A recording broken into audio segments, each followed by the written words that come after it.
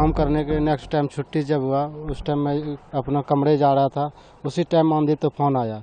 आंधी तूफान के दौरान इसी जगह रुक गए, सोचे क्या एक जुग्गी बना हुआ है गार्ड का, उसी रूम में रुकने के बाद अचानक में आंधी तूफान और जोर से आ गया, बिजली तरक के बिजली की आहट आया, को कड़ाके से आग लगा।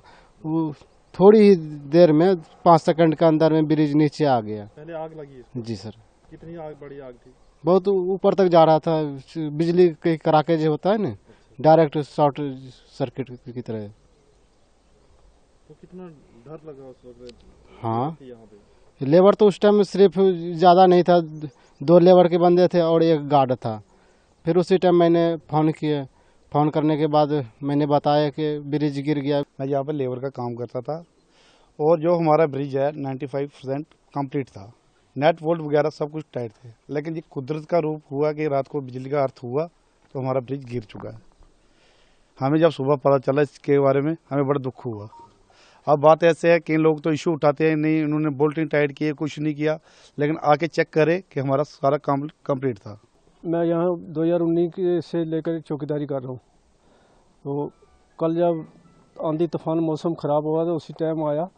पहला लेबर ये 8 बजे छुट्टी करके जाती थी, 7:30 8, तो कल ये लेबर भी जल्दी छुट्टी करके चली गई। तो उसके बाद में तूफान आया, लड़के घर जा रहे थे, ये भी इधर ही रुक गए। तो मैंने बोला रुको, तूफान को रुकने दो तो फिर जाना। ये भी इधर रुक गए दोनों। तो कुछ 7 बजे जब, तो उस वक्त बिजली ने इतना ज़ोर से कड़की जैसे शॉर्ट पड़ती है, ऐसे चिंगारी निकली पुल में से, तो देखा पुल नीचे गिर गया। आज यहाँ पे हम खड़े हैं, यहाँ बरेली में, तो ये 132 metre span motorable bridge at Naushera नाला जो है एट बरेली में।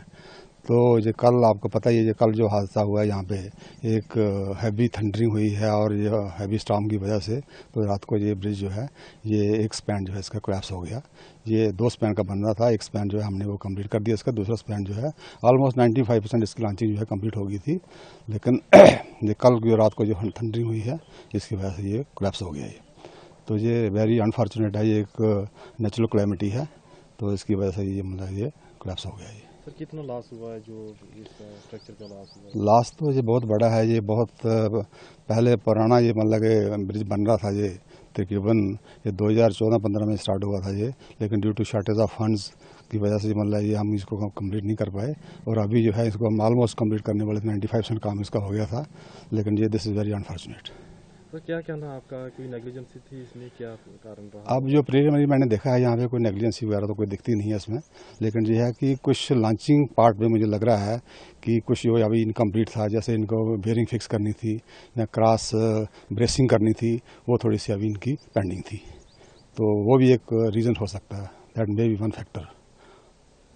सर जैसे स्लैब पड़ा है यहाँ पे, अगर स्लैब ही होता तो कितना बड़ा लॉस हो सकता था जाने? हाँ, लॉस तो है, ये एक अच्छी बात है कि यहाँ पे कोई मतलब कोई लॉस ऑफ लाइफ नहीं हुआ है। तो लोगों को काफ़ी उम्मीद थी, काफ़ी खुशी थी लोगों को कि ये ब्रिज बने, तो अब क्या मैसेज देंगे आज यहाँ लोगों को, किस तरह से आगे जो इस पर काम होगा?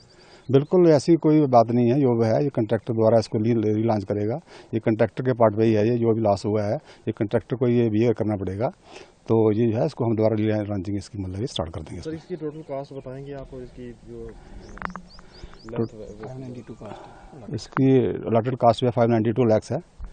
तो अभी इसका जो एक्सपेंडिचर जो है 3 करोड़ तक इसका एक्सपेंडिचर हो गया है, तो मतलब जो गवर्नमेंट एक्सचेकर को कोई लॉस नहीं है इसमें, जो भी है मतलब that has to be beared by the country.